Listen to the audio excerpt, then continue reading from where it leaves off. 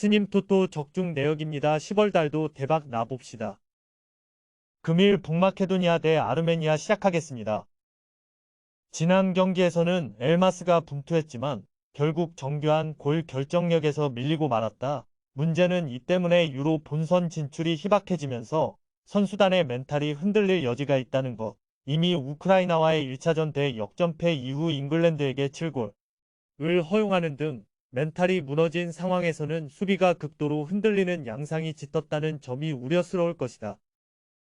아르메니아의 단점은 팀의 중심이 서서히 국가대표팀에서 제외되면서 북마케도니아와 비슷하게 멘탈적인 약점을 보인다는 것.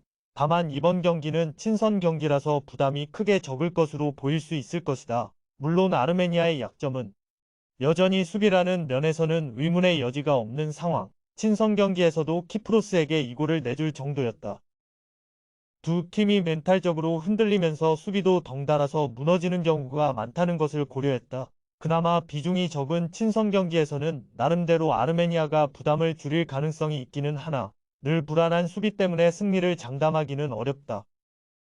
금일 조합픽은 모두 무료로 보내드렸습니다. 못 받으신 분들 및 궁금하신 분들은 영상 아래 고정 댓글로 편하게 말 걸어주세요.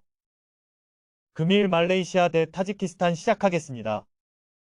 꾸준히 김판곤 감독 휘하에서 전력을 상승시키고 있는 상태다. 일단 홈에서는 상당히 중원을 통한 전개를 중시하는 모습, 실점률이 이것 때문에 다소 높아진다는 불안감이 있기는 하나 이를 상회하는 화력을 할림과 라시드가 보여줄 수 있고 타지키스탄에는 믿을만한 주포가 빠졌다는 점을 생각하면 큰 문제는 되지 않을 것으로 보인다.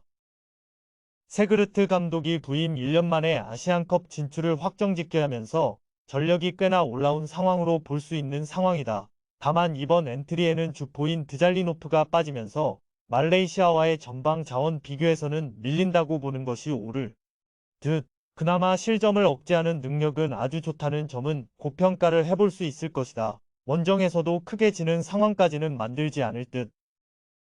말레이시아의 승리를 기대할 수 있을 것이다. 일단 말레이시아가 홈에서는 상당히 주도권을 가지고 몰아치는 양상을 보여줄 수 있을 것으로 보인다. 타지키스탄은 주포의 명단 제외로 인해서 전방 비교에서도 비교 열세, 물론 수비력이 아주 좋은 편이라서 맥없이 무너지는 모습은 보여주지 않을 것.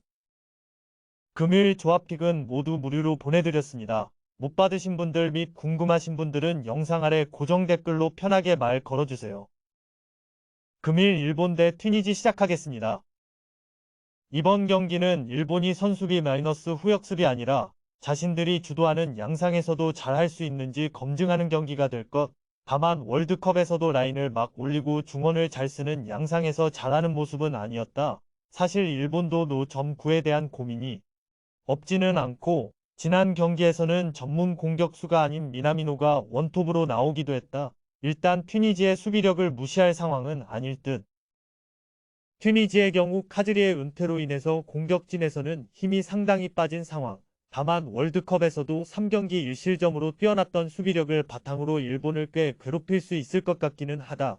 지난 경기에서 대한민국의 압박에 제대로 된 전개 자체를 못했다는 점은 감안해야 하나 일단 전반전까지 무실점으로 버텼다는 점은 긍정적으로 볼 수 있을 듯.